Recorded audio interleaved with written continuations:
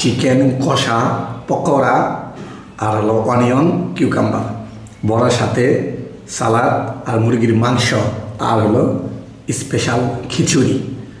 আমি আর জামিল চ্যালেঞ্জ করবো, দেখি কে আজকে উইনার হয়। রেডি আছো? রেডি। 1 2 3